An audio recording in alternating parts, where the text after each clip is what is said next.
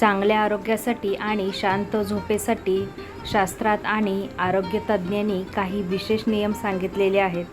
यामध्ये दिशा, वेळ आणि दिनचर्येचा समावेश आहे. मराठीतील काही महत्त्वाचे झोपेचे नियम आज मी तुमच्यासोबत शेअर करणार आहे.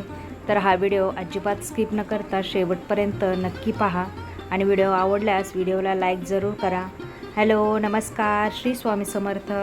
मी रेश्मा तुम्हा सगळ्यांचं रेश्माच्या दुनियादारीमध्ये पुन्हा एकदा स्वागत करते. नंबर 1, दुसऱ्यांचे अंथरूण किंवा पांघरूण घेऊन झोपल्याने त्या व्यक्तीचे आजार किंवा नकारात्मक ऊर्जा आपल्याकडे येते, असं विष्णू पुराणामध्ये सांगितलेलं आहे. नंबर 2, हाताचा उशीसारखा वापर करून हातावर डोके ठेवून झोपणे हे दरिद्रतेचे लक्षण आहे, असं महाभारतात सांगितलेलं आहे. नंबर 3, घराच्या उंबरठ्यावर डोके ठेवून झोपणे हे मृत्यूला आमंत्रण देण्यासारखं आहे, असं मनुस्मृतीमध्ये सांगितलेलं आहे. नंबर 4, अभ्यासू व्यक्तीने किंवा तपस्वी माणसाने कधीही रात्री उशिरापर्यंत जागू नये, कारण यामुळे बुद्धीचा क्षय होतो, असं चाणक्य नीती सांगते. नंबर 5, ओल्या केसांनी कधीही झोपू नये, यामुळे नकारात्मक ऊर्जा आकर्षित होते आणि आरोग्य बिघडते, असं कंदपुराणमध्ये सांगितलेलं आहे. नंबर 6, झोपण्यापूर्वी आपल्या पितरांचे आणि कुलदेवतेचे स्मरण करावे, यामुळे वाईट स्वप्न पडत नाहीत. नंबर 7,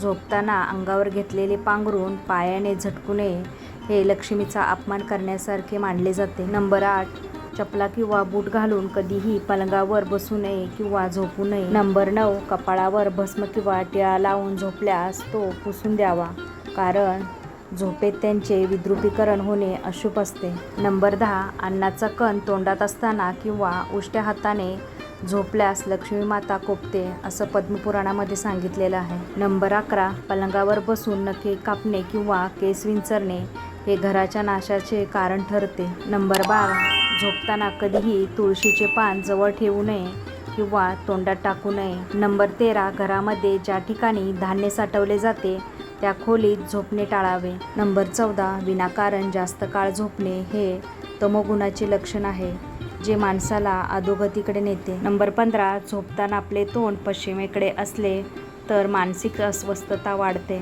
नंबर 16, कधीही पूर्णपणे नग्न होऊन झोपू नये, कारण यामुळे पितृदोष लागतो. नंबर 17, गुरु, अग्नी आणि ब्राह्मण यांच्याकडे पाय करून कधीही झोपू नये. नंबर 18, अंथरुणावर बसून जेवण केल्याने शरीरात रोगाचा प्रादुर्भाव वाढतो. नंबर 19, अपरिचित किंवा शत्रूच्या घरी कधीही झोपू नये, असं विदुर नीती सांगते. नंबर 20, ज्या खोलीत सूर्यप्रकाश येत नाही, हवा कोंदटलेली असते, अशा खोलीत झोपल्याने आजारपण व अकाली वृद्धत्व येते, असं वास्तुशास्त्र सांगतं. नंबर 21, झोपताना पायावर पाय चढवून झोपल्याने नशिबाची साथ कमी मिळते. नंबर 22, रात्री झोपताना तुटलेली किंवा फाटलेली चादर वापरणे म्हणजे दरिद्रतेला निमंत्रण देणे होय. नंबर 23, पलंगावर बसून रडणे किंवा शोक करणे अत्यंत अशुभ मानले जाते, असं गरुड पुराणामध्ये सांगितलेलं आहे. नंबर 24, रात्रीच्या वेळी घराचा मुख्य दरवाजा उघडा ठेवून झोपू नये.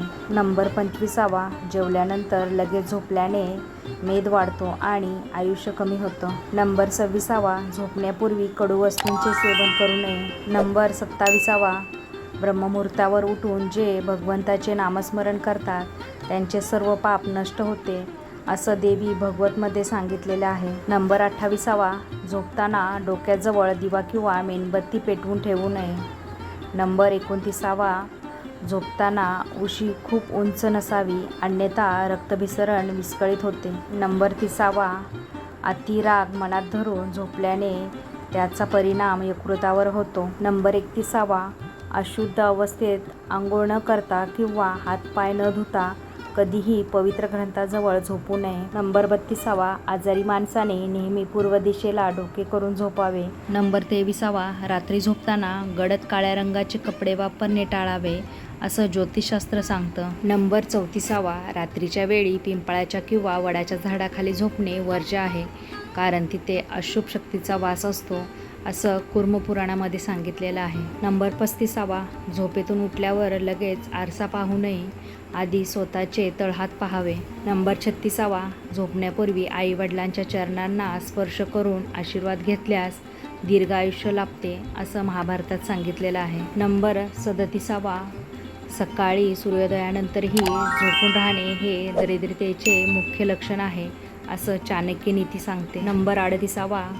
झोपताना दक्षिणेकडे डोके ठेवल्याने घरातील नकारात्मकता नष्ट होते आणि सुख शांती मिळते. नंबर 39. कधीही तिने सांजेला झोपू नये, कारण हा वेळ देवांच्या आगमनाचा असतो असं पुराणामध्ये सांगितलेलं आहे. नंबर 40. स्मशानभूमीतून किंवा अंत्यसंस्कारावरून आल्यानंतर आंघोळ केल्याशिवाय कधीही घरात किंवा पलंगावर झोपू नये असं गरुड पुराणामध्ये सांगितलेलं आहे. नंबर 41. कधीही पलंगावर बसून दानधर्म किंवा पैशाची देवाणघेवाण करू नये, कारण झोपण्याची जागा ही व्यवहारासाठी अशुभ मानली जाते. नंबर 42. ज्या खोलीत देवांचं कपाट किंवा देवघर आहे तिथे देवांकडे पाय करून कधीही झोपू नये, हा देवांचा अपमान मानला जातो असं स्कंद पुराणामध्ये सांगितलेलं आहे. नंबर 43. पलंगाच्या पायाशी बसून कधीही जेवू नये असं वामन पुराण सांगतं. नंबर 44. कडक उन्हातून आल्यावर लगेच झोपू नये, शरीराचे तापमान सामान्य झाल्यावरच विश्रांती घ्यावी. नंबर 45. पलंगाखाली कचरा किंवा जुनी चप्पल, बूट कधीही ठेवू नये. नंबर 46. खूप वेळ उताने आकाशाकडे तोंड करून झोपल्याने पचनाचे विकार होऊ शकतात असं आयुर्वेदामध्ये सांगितलेलं आहे. नंबर 47. पालथे पोटावर झोपणे हे शास्त्रात निषिद्ध मानले आहे, यामुळे पोटाचे आणि पाठीचे आजार होतात. नंबर 48. घराच्या छतावर किंवा मोकळ्या आकाशाखाली झोपताना तोंड झाकून घ्यावे असं धर्मसूत्र सांगतं. नंबर 49. झोपताना आपले डोके भिंतीला स्पर्श करेल अशा बेताने झोपावे, मधल्या जागेत झोपू नये. नंबर 50. झोपताना दोन्ही हाताच्या मुठी वळून झोपू नये असं प्राणायामशास्त्र सांगतं. तर मंडळी, तुम्हीसुद्धा झोपताना या सगळ्या गोष्टींची काळजी घेता का? घेत असाल तर मला कमेंटमध्ये नक्की सांगा. तुम्हाला आजचा व्हिडिओ कसा वाटला ते सुद्धा मला कमेंट करून सांगा. व्हिडिओ आवडल्यास व्हिडिओला जास्तीत जास्त लाईक, शेअर, सबस्क्राईब करा. पुन्हा भेटूया आपण उद्याच्या नवीन व्हिडिओसोबत. तोपर्यंत सगळ्यांना श्री स्वामी समर्थ. जय जय स्वामी समर्थ.